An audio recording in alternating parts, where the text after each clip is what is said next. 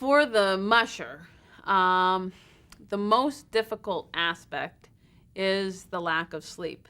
And it is an ongoing and constant thing that you are aware of. We are getting between 1 and 2 hours of sleep a day for perhaps 11 to 13, 14-day race.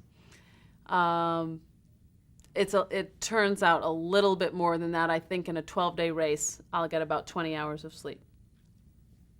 And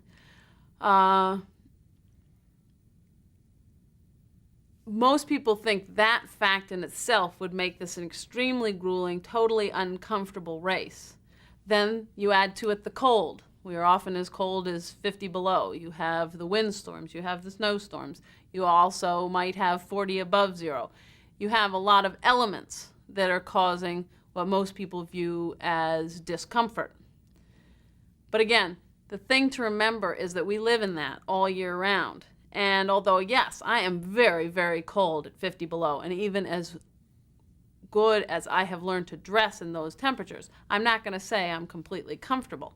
Yet, I know how to deal with them, and I'm not miserable. Although sometimes you are, but I'm often not miserable. So the thing that I think is important for me to say is that the country we're going through is so magnificent and beautiful. And even though I've gone through this same country many, many, many times, it is never anything less than spectacular. And it is always changing. Every 20, 30, or 40 miles, you've come into a totally new terrain. Maybe you're in some really tall mountains, the Alaska range or one of the other ranges we go over. You could be on the Yukon River, which is at some points a mile across and just magnificent. Or the frozen tundra, which is not beautiful in the same sense of the mountains, but awesome in its expanse. So there's always something beautiful to look at. If it's the night, you may not be able to see anything except for the stars, or more often the northern lights. So we're always out in the spectacular nature and the wilderness. And no matter how tired you are, no matter how cold you are able to appreciate that. But I think most important is that you are out there with your 12, 16, 20 best friends, the dogs. And to see this group of dogs that, as in my case, because I raise all my own, I have raised each one of them. I have trained them. I know each little personality. I know what they're thinking as they're going down the trail, each individually. They're all thinking different thoughts. I know how much they're enjoying it. And I can see the work that we have accumulatively put together to make this team perform the way it is obviously performing for me if I'm being able to win is so satisfying and fantastic. To me, today, there is nothing that brings me more joy than to see a 16-dog team trotting down the trail with just as much power as you could muster. It's just a beautiful scene to me. Many people say, well, what do you think about for 12 days? Well, you are constantly, at every step of the way, if you are mushing the team, you are constantly worrying about steering the sled, making sure that the dogs are going the direction that you want them to, staying on the trail, so on and so forth. The trails are not cute, beautiful paths. We go over boulders, over fallen trees, over bare ground, twists and turns and down through mountain gorges and over glare ice, through open water, everything. So it is physically demanding of the hand-eye, foot-eye contact to the actual steering of the sled for the musher to be doing. In addition, you're trying to watch your sled, what's going on in front of the sled 2 or 3 feet in front of it so you can watch. But then you have to be looking at your lead dogs way up there and every dog in the team, making sure that they are okay, taking the bends correctly, that there's no problems. So that's really what you're spending your time thinking about when you're mushing down the trail. In addition, you're constantly checking each dog. How is each individual dog performing? Is one tiring before the rest of the group? If so, it's time to stop. You always stop for the weakest dog, not the strongest dog. So when should I stop next? What should I feed them next? When is the next checkpoint? Trying to look at the terrain around you, trying to figure out where you are. I have a map, a compass, constantly checking my watch, trying to find out if I am lost or if I'm on the right trail. All these things are a great concern every moment of every day. In addition, you're in a race. You're not just on a survival trip. So you're worrying about where so-and-so is. Perhaps you just passed a fellow musher, stopped by the trail. Is he going to stop for a half hour? Is he going to stop for 4 hours? What does this mean to my strategy? When did I last see him? Let's see, he left the checkpoint a little bit in front of me. Am I moving faster than him? All these types of things. Or perhaps you literally pass somebody on the go. Well, that's a wonderful feeling, and you say, aha, I'm faster. Or at this point in the race, I'm faster. So it's a great game of strategies. It's a great game of dog care. Very much like the marathons, but of course it goes much longer, this game of cat and mouse. Do you want to be out in the lead? How much faster are you than another one? When should you take your rest periods and when should you push?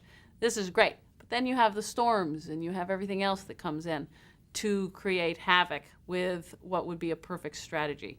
So it's a balance between a survival act and a typical race. And so there's so many aspects of it. I think this is why it's held my interest for so long, is that there's always new things to get better at.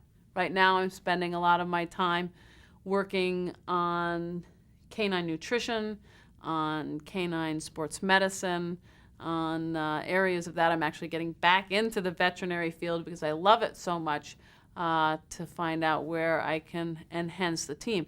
But again, what I'm looking for is not written in any book. I'm working with veterinarians on the next step that they don't even know about, and it's really exciting.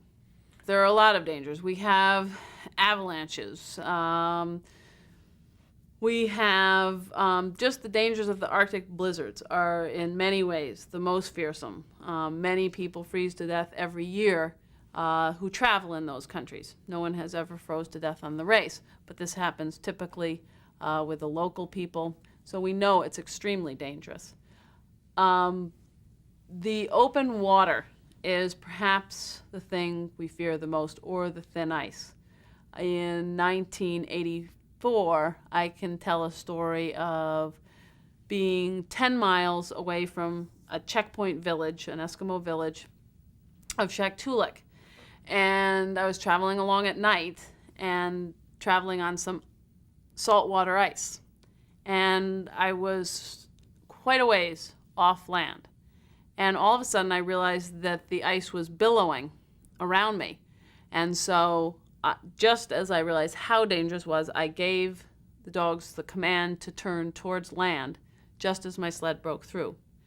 So I went under, broke through. The successive dogs right in front of the sled broke through because of the weight of my sled. But the lead dogs and a couple pairs behind them were able to stay up on the hard ice and slowly but surely pull the rest of us out. It was probably about 30 below, and there is not one blade of grass out there. There is nothing to start a fire with to warm us up or dry us off. And so I just kept everybody moving. I ran for the next 10 miles to keep myself from freezing to get to the next checkpoint. Now, this water that I broke through was deep enough to drown you, but just as often the danger is merely getting wet in temperatures below zero, where there is no shelter from the wind and there is often nothing to start a fire with.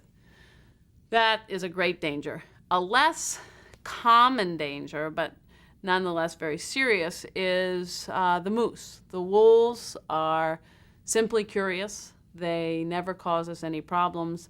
The bears, except for the polar bears, are in hibernation, and most of the polar bears are much further north than where we race. So the only danger for us really is the moose and the buffalo, but we only run through one herd of buffalo on the way to Nome. But the moose generally run away from a dog team. But occasionally they will somehow feel entrapped and they feel they have to run towards you and, in essence, through the dog team. That has probably happened to me 3 or 4 times. No serious injuries to the dogs, none to me. Only minor injuries.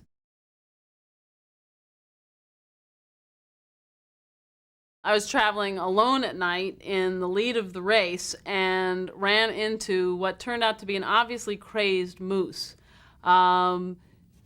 She was starving to death. There was something wrong with her. She was skin and bones.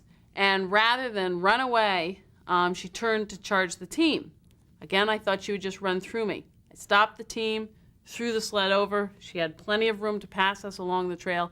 She came into the team and stopped. She just started stomping and kicking the dogs. She charged at me. For 20 minutes, I held her off with my axe and with my parka, waving it in her face. And finally, another musher came along and we shot her, but not before she had killed 2 of my dogs and she injured 13 others.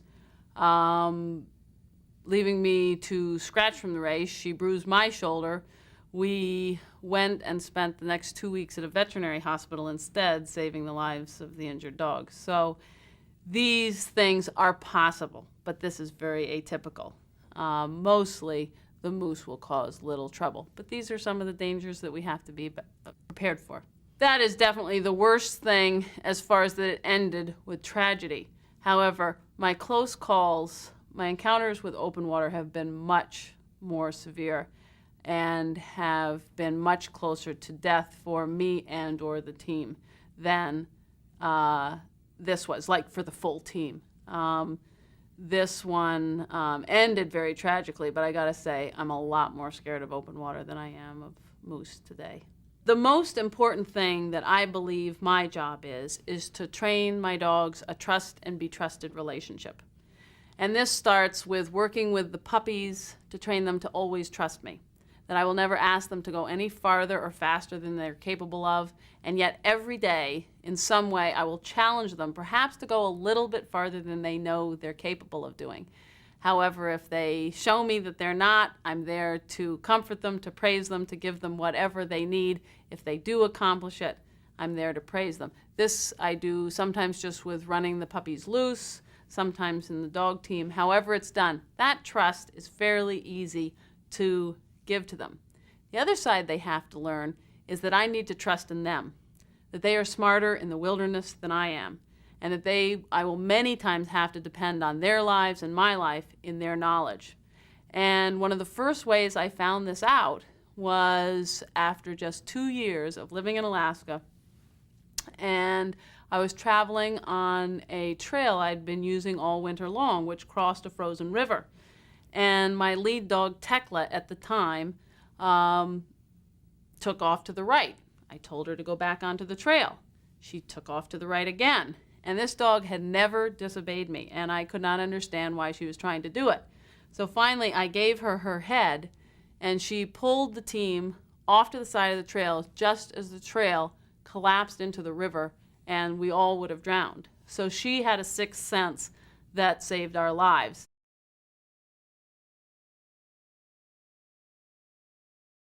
I do not know the word quit. Either I never did or I have somehow abolished it from my language.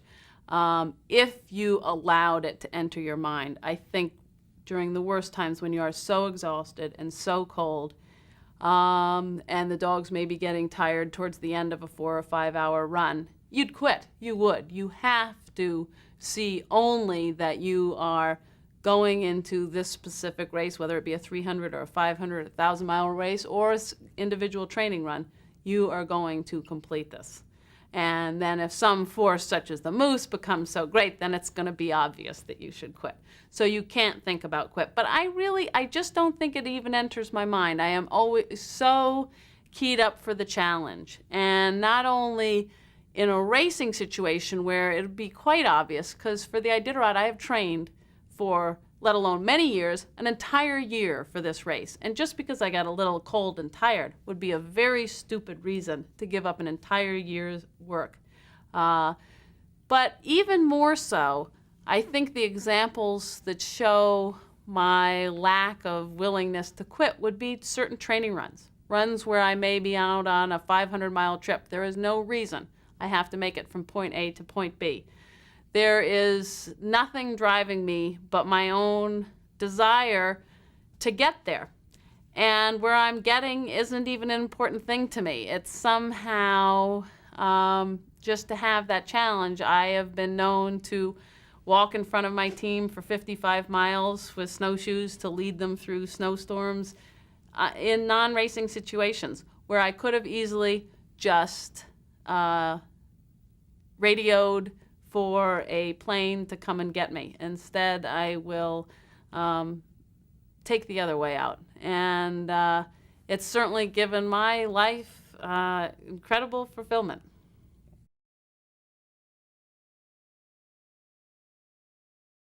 Because of the lack of sleep, we do get to the point of hallucinations.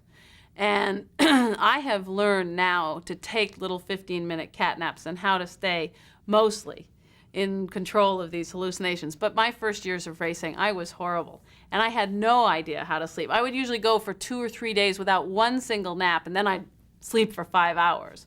So I was not doing it right.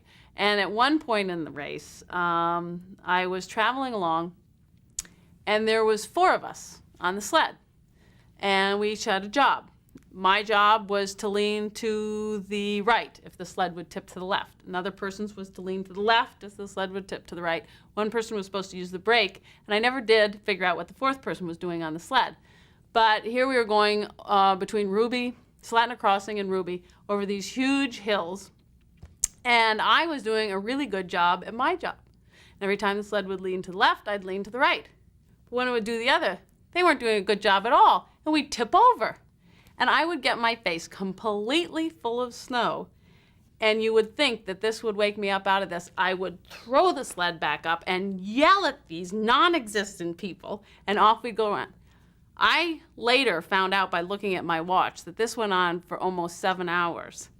The way it stopped was I was going along, and I fell off the sled in my hallucination. And the team was running away from me. There's a rope that drags behind the sled we call the snub line. Well, I grabbed the snub line, and I'm yanking it and yelling them, whoa, whoa, whoa, whoa, whoa, and they're disappearing off into the distance. And I finally woke up because I had not a hold of the snub line. Indeed, I had lost the sled, and we have a headlight that we use on our head. It has a cord on it. I had a hold of the cord, and I was yanking my head up and down, yelling, whoa. And I woke up to see my team disappearing into the wilderness, and I said, this is bad. This is not good. Luckily, they were as tired as I was. I told them to whoa. They stopped. I went up there, and we camped, and I slept. But definitely, the hallucinations are pretty hysterical. In one race, Joe Garnier and I were typically neck and neck. We often are. And traveling along in the northern Arctic up by Nome. There is no trees up there. The Arctic tree line is well below us. There are absolutely no trees up there. Well, I was in the lead, and we got off the trail. And I went up to the front of my team, and we were in a thick forest, and I had to lead my dogs through this forest. And Joe came up behind me and said, what are you doing? And I said, well, I'm leading the team through these trees back to the trail. He said, Susan, there are no trees here. And I said, I know, and I did. I said, but I can't make them go away. And he said, neither can I. And we both were seeing the same trees. We could not make a straight line. We could not make our minds get rid of them and make a straight line to the trail. We weaved our way through these trees back to the trail. So it's quite amazing what exhaustion can do.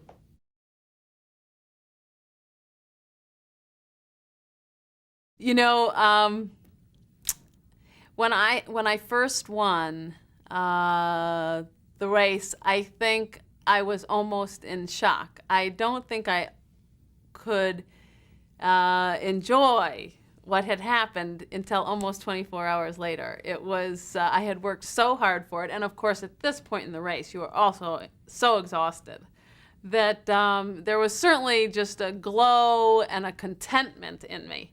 But to actually finally sit back and say, I am the champion of the Iditarod, something that had just been so high and just close enough to almost touch but never touch, and all of a sudden I was there, was amazing to me that I had actually reached a goal. And then I think, as anybody who reaches a goal knows, there's a depression that goes with that. And I had experienced this with every finish of every Iditarod, because that in itself is a goal, just to be able to finish. So I knew a little bit about it, but there was definitely a depression that happened after that. I was quickly able to combat it, probably a week or two after the finish. I just said, well, it's time to get ready for next year's race, and I'm going to go win that one. So I learned that that was the way to battle that problem. And in fact, the next year, what I did after winning again was, as I was standing at the finish line and the media wanted to interview me about that race, the 87 race, and asked me how it went, I said, I don't want to talk about this year's race. It's over. I've won it. Let's talk about next year's race. I'm coming back to win it again. And the instant I was done with that goal, I went to my next.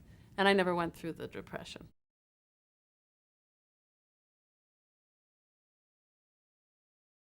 My first memories are not of knowing anything about Alaska, but of wanting to live in the wilderness, loving the country, and at that time, at least in my youth, when I was in a city, hating city life. I really didn't get along well with what I saw going on in the cities. I thought it was bad for society. I thought it was unhealthy for the individual humans. I thought it was especially unhealthy for my dog. And so I always knew that I loved country life, and the farther the wilderness, the better. In the first grade, my mother is saved. Those two-liners that you do on those big pieces of paper that said, I hate the city, I love the country.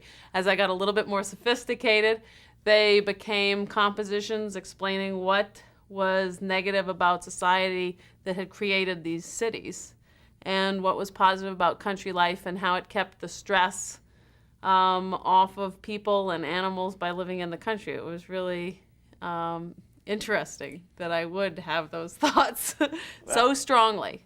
I feel that we are born with things that are really innate in us, and I was born with a very strong love for animals and a very strong sense of, from that, you know, animals of course were initially living in the wilderness, so from that, wanting to get back, not so much get back to nature, get back to seeing where our instincts came from, where we came from, what was really going on in man other than what you could be taught in school. I could not find role models that I liked. There were people who were adventurers, who had done wonderful things, but one, they were all men, and not that that kept them from being my role model, but they also were perhaps doing it for different reasons. I couldn't find people that were doing what I wanted to be doing for the reasons I felt I wanted to be doing them. I would state probably someone like Jane Goodall certainly caught my attention, people like that. I was frustrated with the lack of female role models as a child, and wondered why I wanted to do many things that at that time weren't very typical for a woman to be doing. And so I think I had to learn at about 15 that I was going to have to set my own path. I really feel I had a strong sense of myself from the earliest memories that I have. I knew very much who I was, approximately what I wanted to do. I didn't know I wanted to be a dog musher. And I feel there are many things in life I could have done and had as much satisfaction as I'm having. But I knew the type of thing that I wanted to do, and I also knew that I wasn't going to let anybody come in the way of that. When I got my second dog, and I was living in my mother's house in Cambridge, and she said, "You will not get a second dog. I won't let you have two dogs in the house." Instead of saying, okay, I won't get a second dog, I got my second dog and moved out.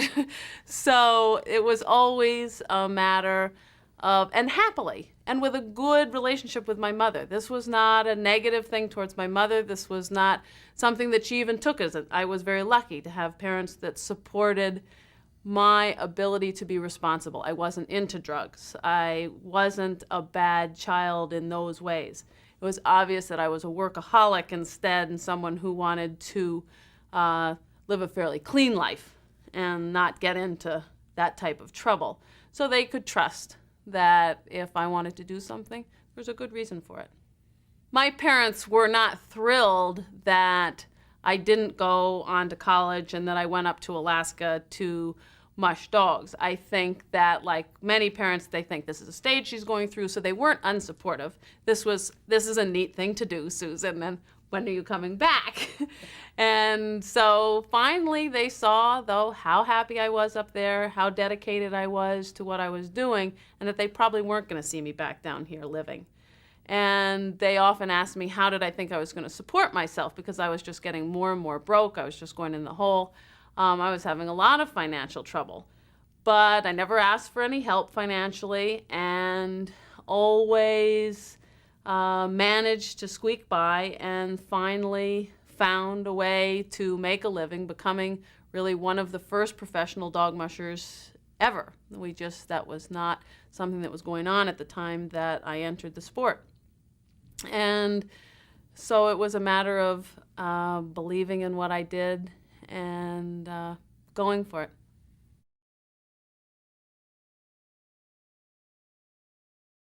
I went to Colorado State University, took courses, became a veterinary technician, and took courses above and beyond technician work in the veterinary field. But I was not a student, mostly because of my dyslexia, but also because of my love of doing physical things and of being outdoors. And there really was not enough of that. I would have been happy to have gone straight into veterinary school, but they wanted you to take English 1 and History 1 and everything else, and I was too impatient for that. So, but the other thing was, having worked for a vet for 3 years, I adored it. I love veterinary medicine. It's very interesting to me, but I could see it wasn't what I wanted to spend my whole life doing, being inside of a building doing veterinary work. I wanted to be outside.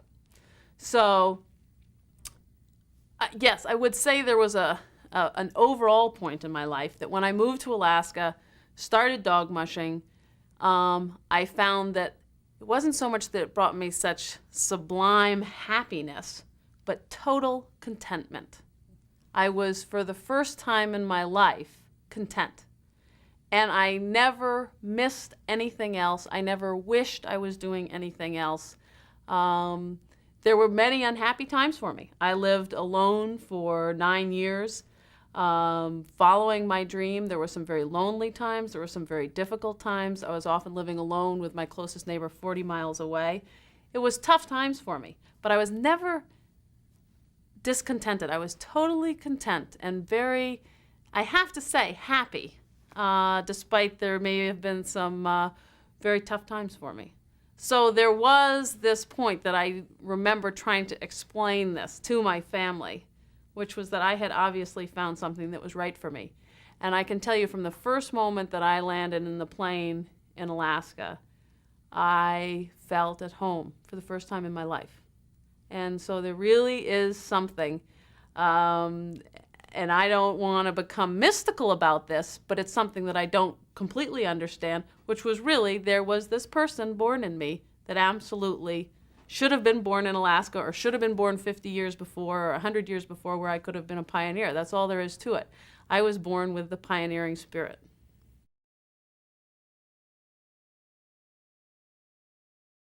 Well, when I went to Alaska, I did love the wilderness. I had spent a lot of time in the country, in Colorado and Maine, in some of eastern Canada, and western Canada.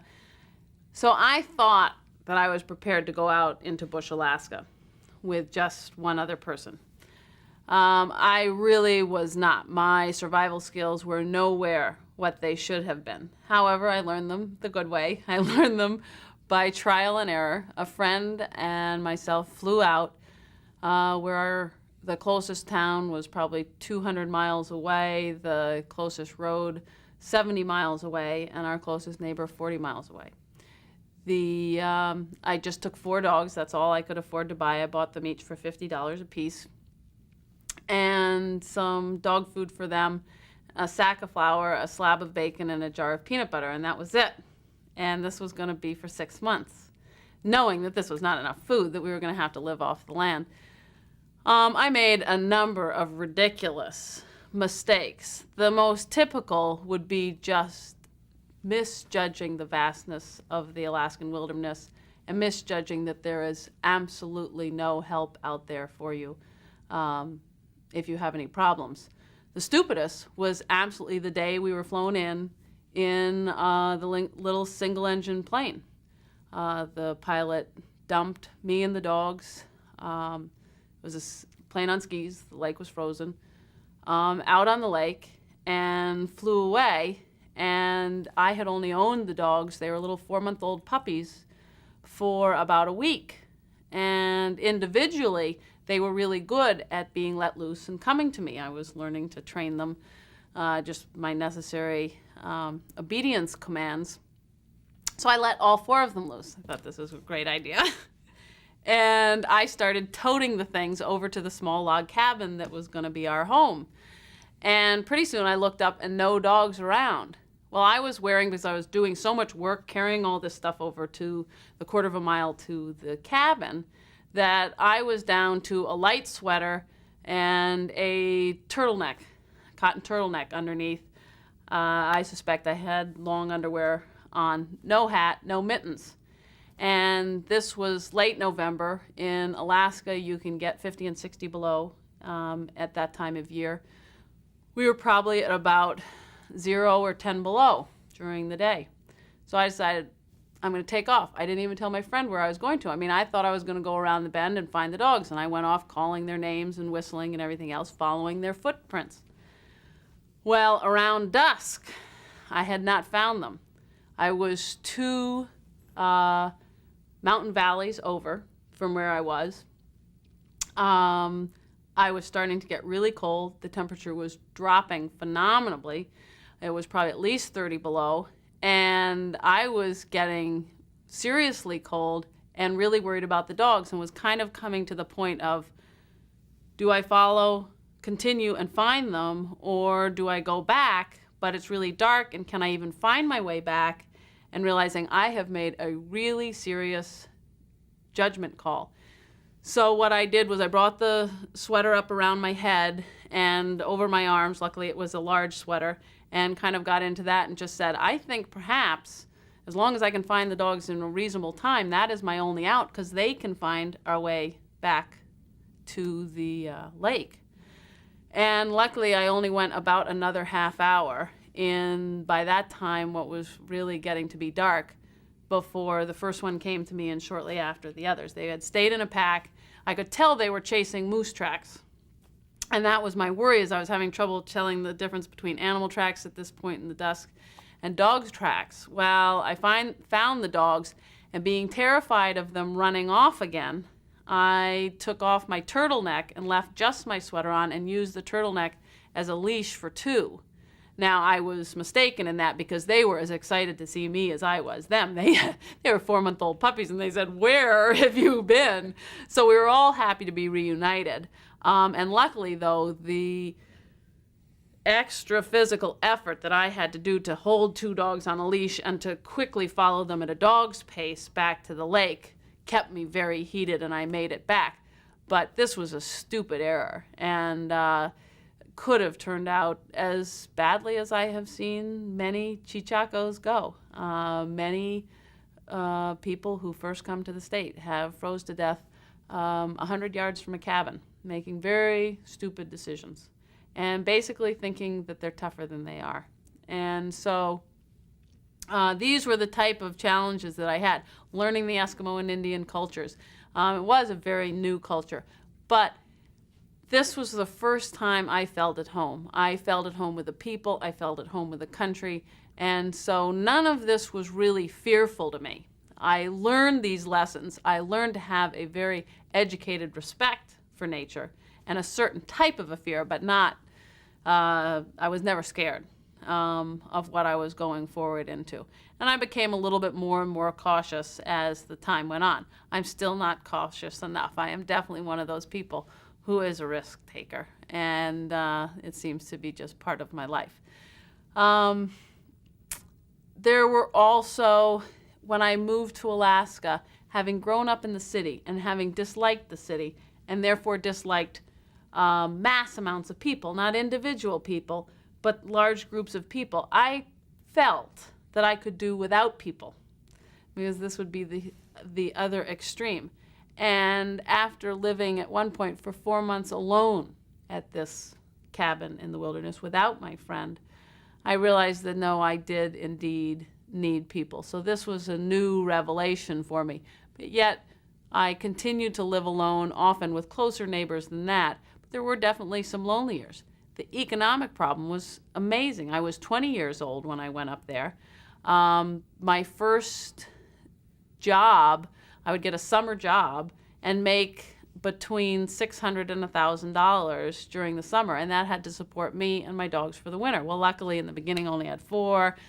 Finally I had 11, and I was living mostly off the land. I was eating moose myself, and the dogs I was making a mixture of cornmeal and rabbit and whatever I could get. So I did have very few expenses. Most of the jobs that I did get would be room and board in addition to some small fee, and I could usually work a deal where it was room and board for me and my dogs. And because there's so much fish and native foods available to be able to feed a dog team, which does not have to come from someone's pocket. So I made it through the early years until I started racing. When I started racing, that is just a huge expense. The added high nutrition you have to be feeding them, the added equipment that you need. Before that, I had just built all my own sleds. They weren't good, but they worked. I I'd had time to do these extra things, and 2, I didn't need as good equipment. Now, all of a sudden, I needed to buy harnesses. I needed to buy sleds. And so my first race, I went about $5,000 in debt. And luckily, it was just to, say, $500 to the sled builder and so on and so forth. And they were wonderful people and lended me the credit with no exact time as to whether it was due back. And so I would finish the race, win some prize money, pay them back as good as I could. And then I started going into the salmon industry. And I would work what we call 7/18, 7 days a week, 18 hours a day. And this is very typical of our fish industry up there. You can make huge amount of money in a short season by working long hours, either in the canneries or fishing yourself or whatever. And for 5 years, I worked all sorts of jobs in the salmon industry, making very decent money. So I could usually bring myself up to close to zero in my bank balance, getting ready to go into the next racing season to spend $5,000, $10,000, $15,000 preparing for the race.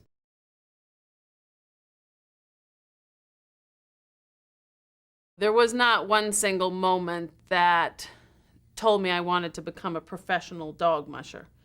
Again, it was more a thing that throughout my life I knew I would be working with animals. I knew I would be especially working with dogs, and I knew I would be living in the wilderness. When dog mushing came along for me, yes, there's a story that put it into my life, which was that I just chose a Siberian Husky as a pet dog. I went to pick it up from the people. They said, oh, the mother was an Alaskan Sled-Dog, and she was actually a leader. Wouldn't it be fun if you taught your puppy how to pull a sled? And that was really what put the idea in my head. From there, I went on to being enthralled with it. And the first time I read about the Iditarod, which was the first year it happened, I just said, I'm going up there to run that race. Again, even at that point, I certainly didn't know that I would be doing it 14 years later.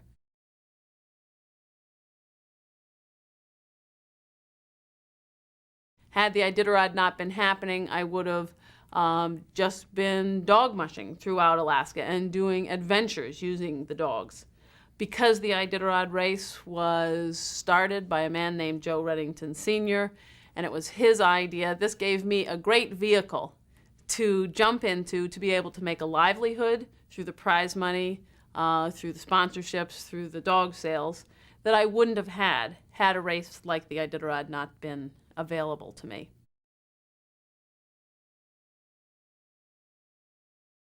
It never did occur to me that this was something a woman shouldn't do.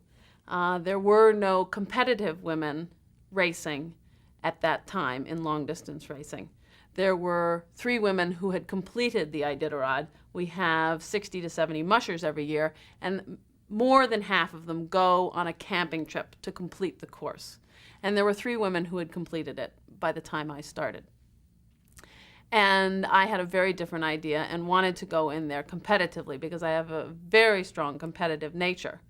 And I think I was astounded and very unhappy my first year when I found that there was some resistance from my fellow mushers because I was a woman. And but what I did was basically to ignore it and to just go forward. And it wasn't until about 6 or 7 years later, having fought the problems and some of the prejudices that were very strongly there and knocking me in the face, and I was just refusing to look at them, that I was speaking with a woman and saying, I'm so tired of certain things, and explaining them to her. And she said, don't you understand that by going and breaking trail and setting certain standards that you are bound to butt into these things, and it is harder for you to do it. And I had never even thought of that before. I did not specifically seek out to be a pioneer for women. To me, I was always very aware that I was a woman, and I was very aware that I was the only woman being competitive. But I also saw it as that I was a human being, and that's how I wanted to be accepted. And I didn't see why people couldn't accept that right away. So it wasn't until I became accepted, as well as I have now, that I realized the struggle that I did go through.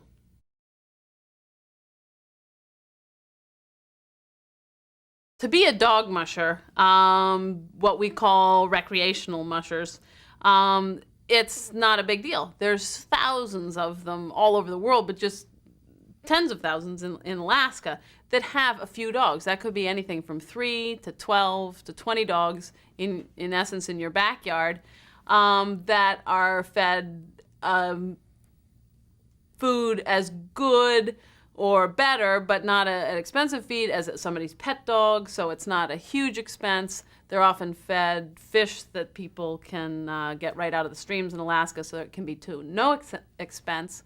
And so it really just takes time, and if you don't want to go 1,000 miles in March like we do, you don't have to put a lot of training into it. You can use them for your enjoyment or when you want to travel, and they don't have to be heavily trained because they're such incredible animals. So to be a recreational musher, depending on the amount of energy you want to put in, that's all it is. That's the only thing that, the only guidelines that you have, and of course that you take good care of them and everything else. But to be a racer is a totally different thing. The competition is extremely fierce, getting fiercer every year.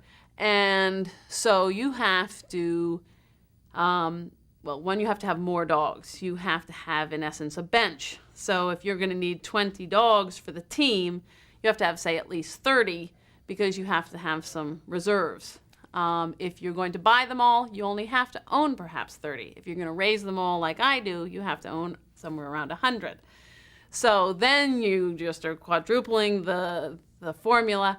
And the most important then is the care that you are giving these dogs. They are no longer dogs. They are professional athletes. And so they need all the sports medicine in addition to the regular veterinary medicine. They need the best nutrition possible. They need training on a daily basis from the age of 1 or 2 days old till the time that you retire them. So it's a totally different story between racing and recreational mushing.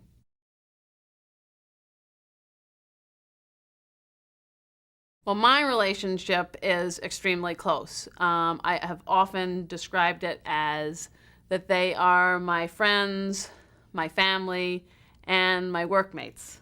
And so they get my attention round the clock. They are of total importance to me because certainly during those years that I lived alone, they were often my only friends. Now I have my husband and a few young people working for me, but they are still often my closest friends. And then they are my livelihood. And we work together as a team on a daily basis.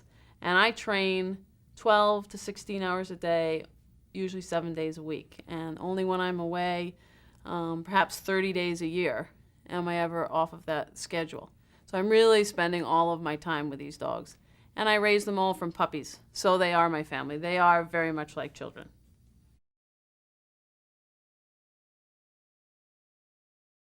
I'm going to tell you now what it is taking me to be able to win the Iditarod here in the early 90s. And that means I have to train at least 11 and a half months a year. And this is basically 7 days a week. I am training myself through running, cycling, a weightlifting program, and then for about 9 months of the year, 8 to 9 months of the year, I'm on a sled and I'm mushing 50 to 70 miles a day. And then in addition to caring for the dogs and hauling the water from the creek, we still don't have running water and heating with wood and stuff. My lifestyle is keeping me fit. As far as the dogs go, from the time that the dogs are 4 months of age, they go in harness, pulling either a sled in the wintertime or a four-wheeled cart in the summertime, 3 to 4 times a week for the rest of their lives. So each dog in my kennel needs to go 3 to 4 times a week. As puppies, say 2 to 10 miles, and as they advance from 10 to 90 miles a day. And so that is my job, to take maybe 2, 3, 4, up to 10 teams out a day, depending on the length that I'm going to be running them. And during this process, I am physically conditioning them, I am mentally training them, and I am educating them. And all are equally important, and all are very exciting. And because I am at the leading edge of my sport. Now, dog mushing is a very old lifestyle, but dog sled racing is a relatively new sport, really just 20 years old. So advances are being made very rapidly, and there are no books to read. We cannot find out what the next move is. So that is one of the things that keeps it so exciting for me, is that I'm always having to figure out new conditioning methods, new training methods to educate the dogs. And then probably foremost interest and importance to me would be the mental training, the trust that I develop with them, the winning spirit that I enhance in them and bring forward.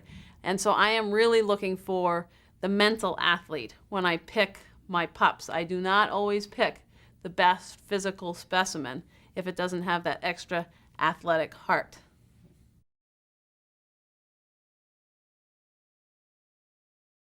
My first year, I came in the money. I was the first woman to do so. And so media attention, of course, turned to me quite rapidly. And everybody kind of turned to take note. But it was all kind of thought I didn't do that well, that it was allowable. Here's a freak. Look at her. She did this. The next year, I advanced rapidly and was in the top 10. And immediately hackles started coming up on the back of the neck. I started getting a very different reception. But they weren't discounting me yet. That didn't happen until the next year when I was in the top 5.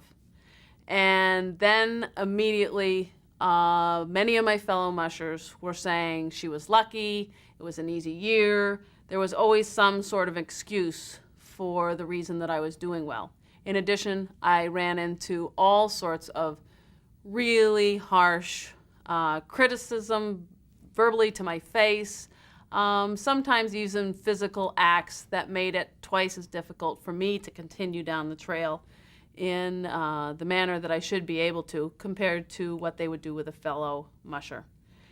The next year, when I continued to do as well, and the following years, I met with opposition in that many of the male mushers formed a group against me and worked as a group against me, strategically planning their strategies to ruin my strategy for the race. And it was somewhere in there that I saw that in order for me to win the race, I had to be much better than they were. I didn't have to be just a little bit better than the best male. He could win being just a little bit better, and they just weren't gonna let me win being that much better.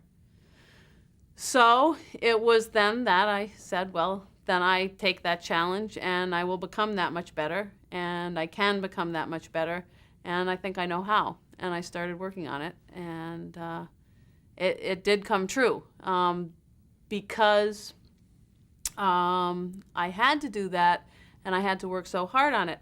It wasn't something that was going to happen easily. I have to count here.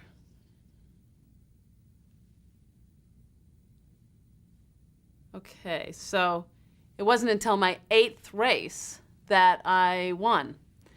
And so then, yes, I think there perhaps was starting to be an inkling of self-doubt. I knew I could win.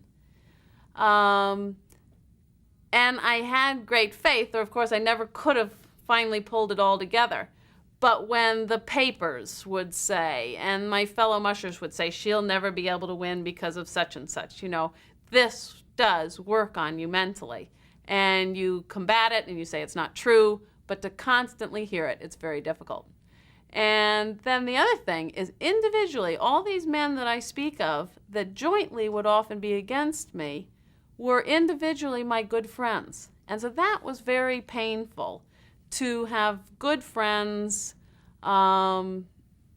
be fine the rest of the year and treat you as a friend, and yet when they would get into a racing situation and get in this buddy system, I was out. I wasn't even welcome to share the campfires with them.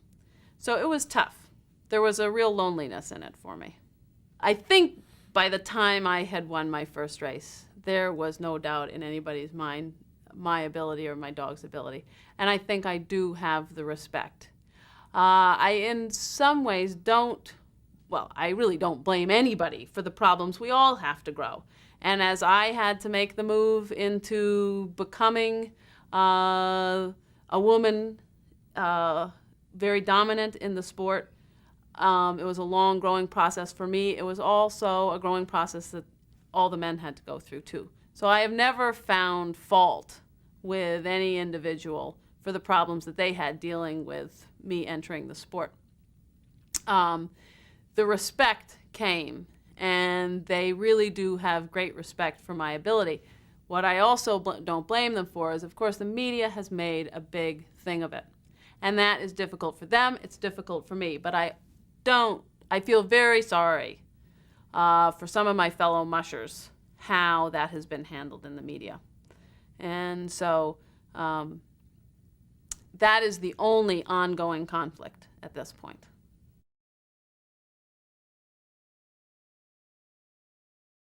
So this has happened to me at least well over 1,000 times, so I know that it really happens. When we're mushing along in the race with this lack of sleep, you do that thing that everybody has experienced while driving, where you're kind of doing this and you're not even sure how long you've been asleep or awake for. With the dog mushing on a fairly good trail, you might even have been asleep a minute or 2 minutes or 2 seconds. But at any rate, your eyes are shut and you are asleep. And the trails are not brushed back well. There are often trees and things in the way that could hit you at any length. And I can be asleep, eyes shut, and a radar, is all I can call it, will spot the tree that is about to hit me. And I do not wake up in time to see it and duck. I duck before I'm really awake, turn around, and I have just missed a branch. And it has happened literally thousands of times. So this is something that I have never experienced before, that you can come in contact with things that we lose by using all the technology. So there's a gain and a loss to the technology. So it isn't that I think that everyone should live in the wilderness, but I do think to have experienced a little bit of it does give people a closer understanding of some of their own human nature that is otherwise difficult for them to understand the emotions that they're going through. On top of that, country living and wilderness living keeps you much closer to death. You see death in animals much more often. You see death in humans more often. We do have a lot of tragic drownings, people freezing to death, and various violent things, not crimes, but things that are happening out there. So you do experience dead bodies of humans, of dogs, of wildlife, of everything. Death becomes much closer to you as a part of life. I think that is often something that the sterileness of some cities, at any rate, take away from you. The bodies are whisked away. You don't see this. And this is a part of life, and I think a very good part of life, and something that we shouldn't have as much fear of.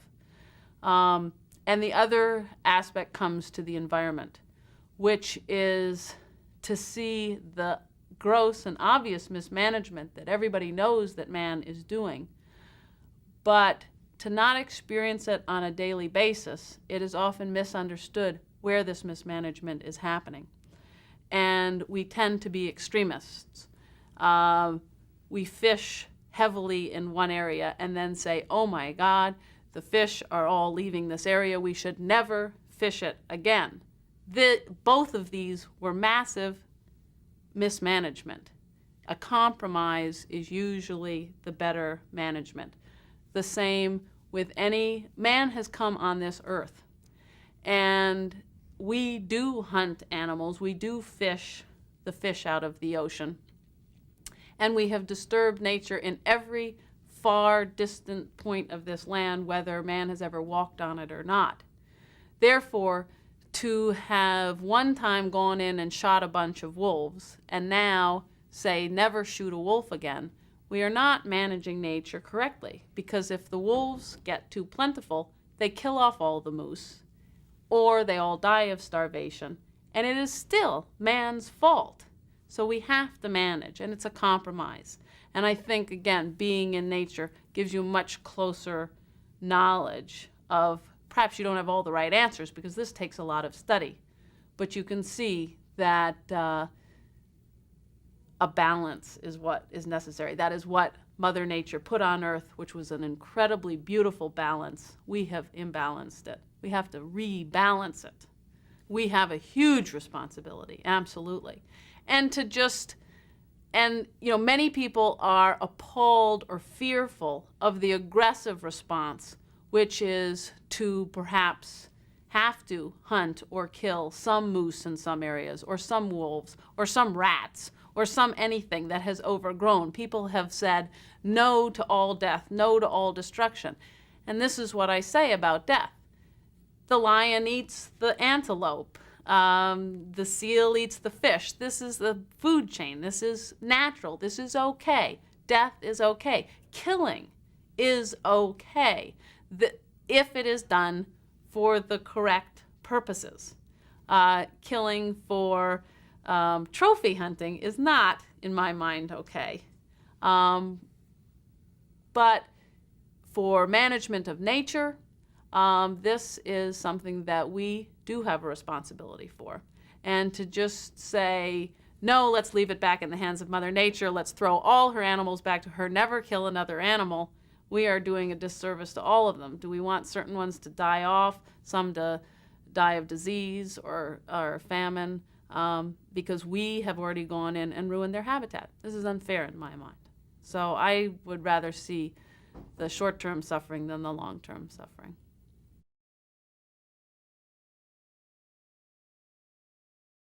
Before I won my first Iditarod, I was trying very hard to do so.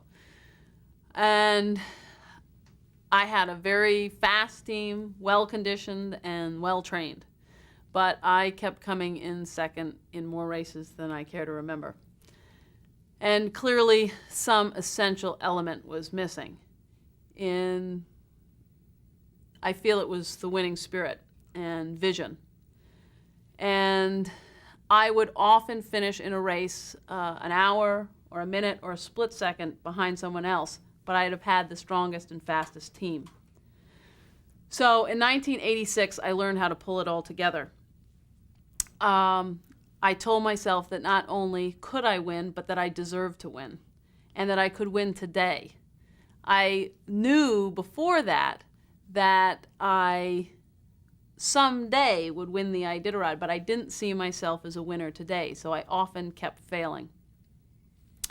In 1986, I lived and breathed the vision of winning the Iditarod for the full year.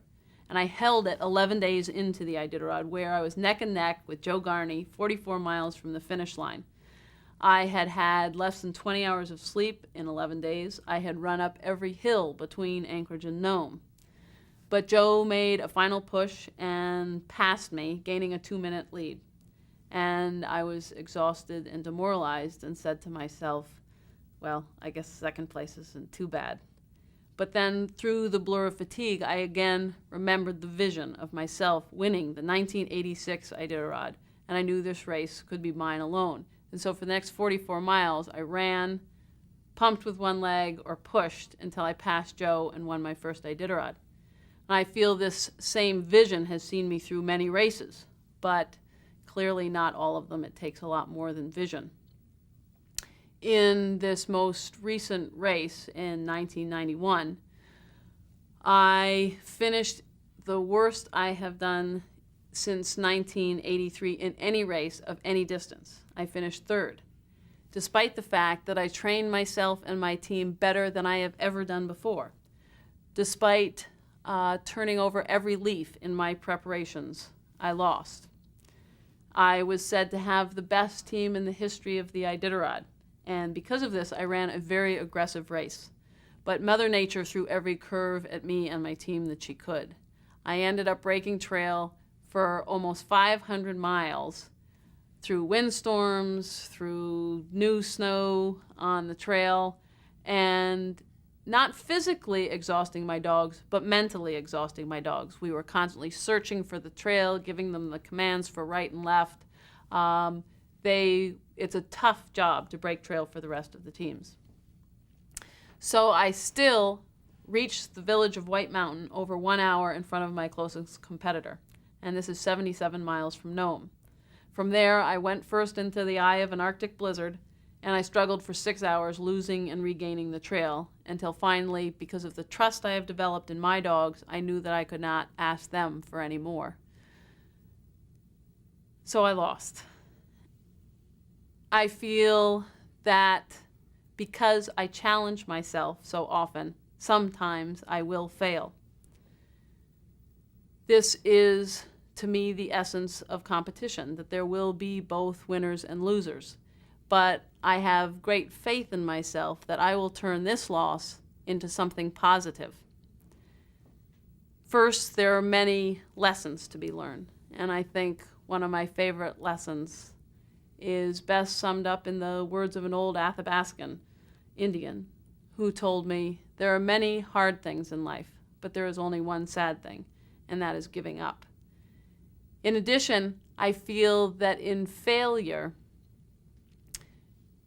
it is just another step at attaining my final goal. My goal was not to win the 1991 Iditarod only. My goal is to become the best long-distance sled dog racer in the world. And really, failures, if anything, can be turned around into being one of the best things that happen to you in life. As tragic as the loss of my dogs by the moose was for me, it certainly was a turning point where I had to look at what I was doing and say, this has brought me more pain than I have ever had to feel before.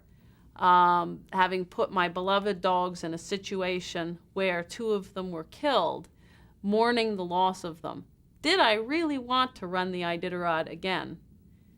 And was it worth putting myself in these positions and not winning. And to have to come to the realization that yes, with the hundreds of thousands of miles I had mushed, the fact that this had only happened once, this was not going to be a common occurrence and has never happened again, it really taught me a new dedication to what I was doing. And I think out of this failure in 1991, I will again gain a new dedication, one more step up the ladder, not perhaps just to running the Iditarod, but to perhaps the next step in my life. And so it's often the failures that you learn more from than you do the wins or reaching one's goals.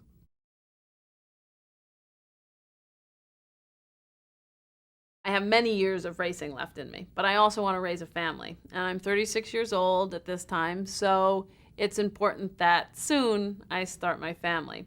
But I can race afterwards, a little bit during the early years of rearing children. But in addition, I am getting more and more interested in the research and development of where the sport of sled dog racing is going, where the care of canines and felines and all pets in general is, the education of the public as to how they should be caring for their pets, and the education of the public as to what we should be doing with nature and with the wildlife in particular.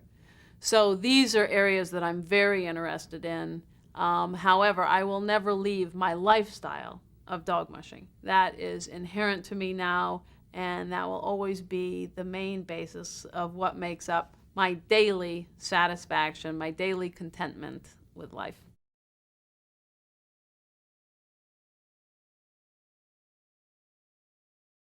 The most wonderful one is that the weather, what Mother Nature is doing, dictates your entire life. And this is so much a part of my life, I don't understand it not being. And because I often have commitments to somebody on the outside world, I find that the rest of the world is not like that.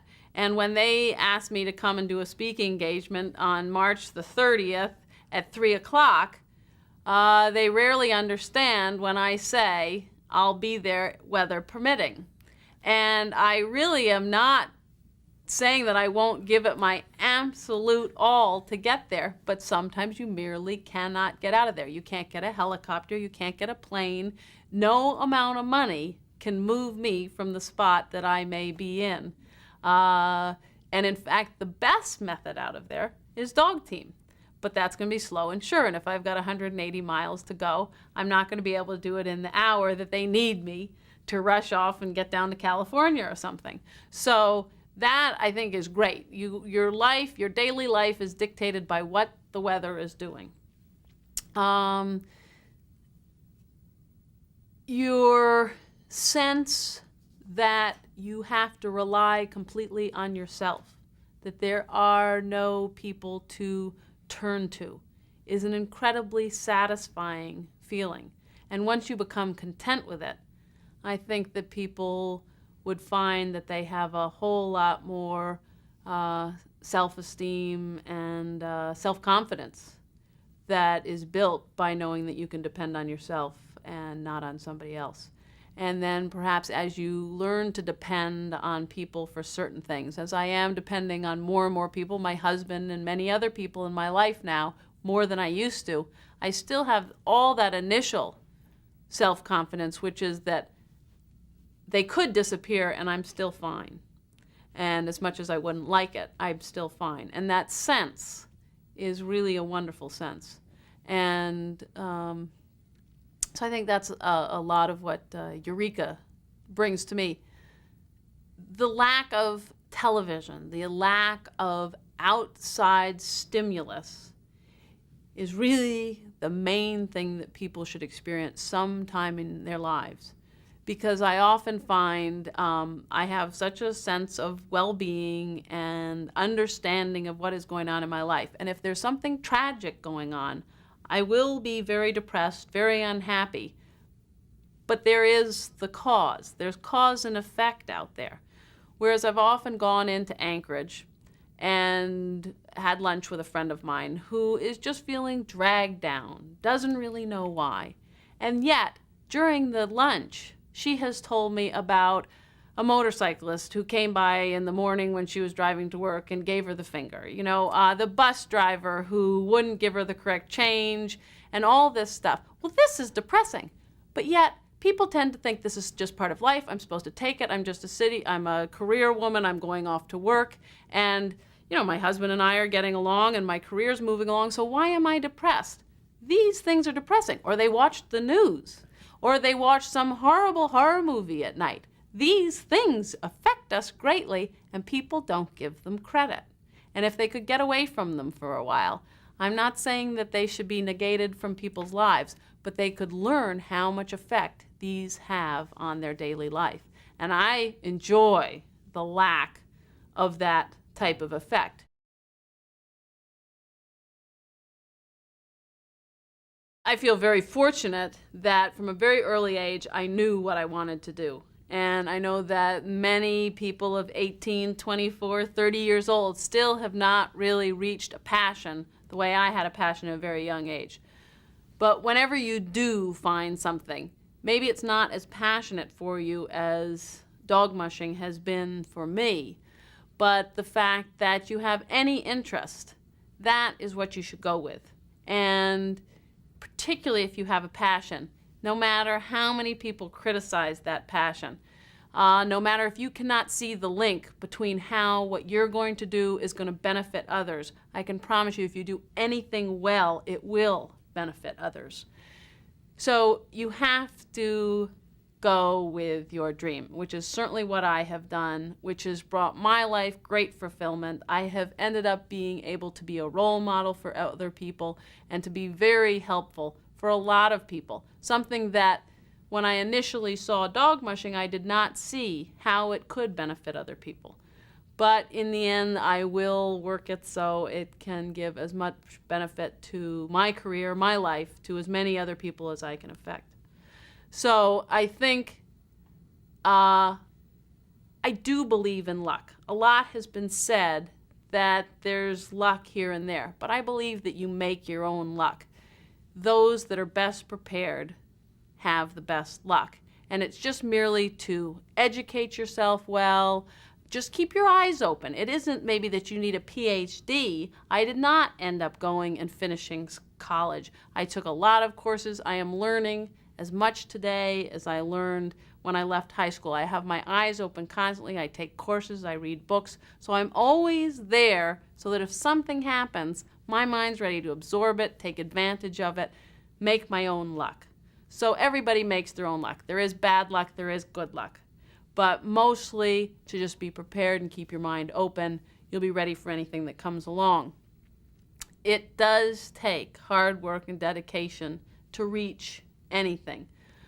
And if it doesn't, if you do fall into something that is just pure luck, you will never have the same type of satisfaction as something that you really feel that you had to work for and achieve and got. And so I think it's important to find something that is a really hard challenge for yourself. And when you reach the age of 50, you will not feel that you should have done something better with your life. Even if you're a millionaire or a billionaire, you may be an unsatisfied one. And that is something that only time can tell. Each of us has to go through that really and experience it. But that has certainly been my experience in life, which is the more work I've put into any individual accomplishment, the more I've gotten out of it. And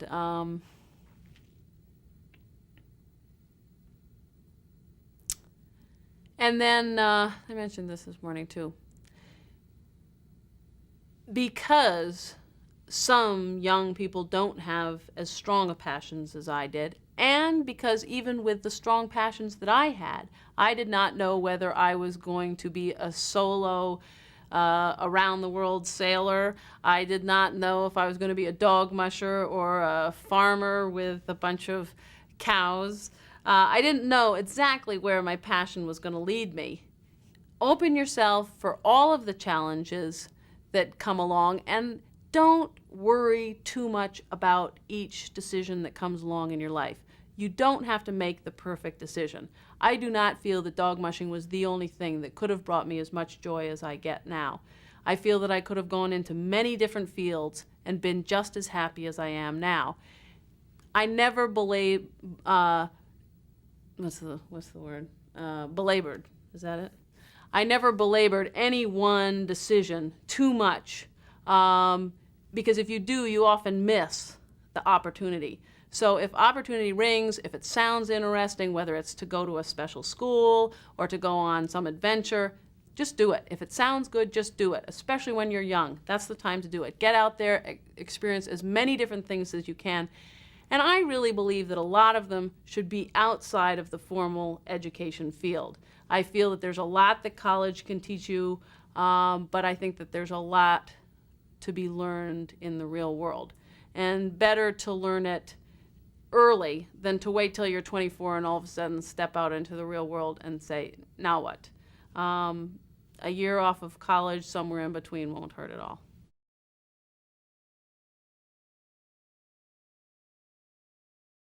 When I was still in Massachusetts and had just vaguely gotten an inkling towards dog mushing in the wilderness, I read a story about the Eskimos up in the Northwest Territory. And I was really thrilled with their lifestyle. And the Eskimos in Alaska were a lot what drew me there. And it's still one of my passions today, is understanding their culture and how they live and how they're dealing with being thrown into the 20th century so rapidly in just 4 generations. I read Jack London and I loved him. And now, today, there are so many differences that I know between what he wrote about and what is the norm in dog mushing that I see. I still love his stories as much as I ever did, but I also see discrepancies between what he wrote about, the romantic stories that he told, and the reality of, he often had vicious dogs. The dogs are actually totally docile, wonderful pets. And so I often find myself having to re-educate the public from what they learned from Jack London. But other than that, I adore him.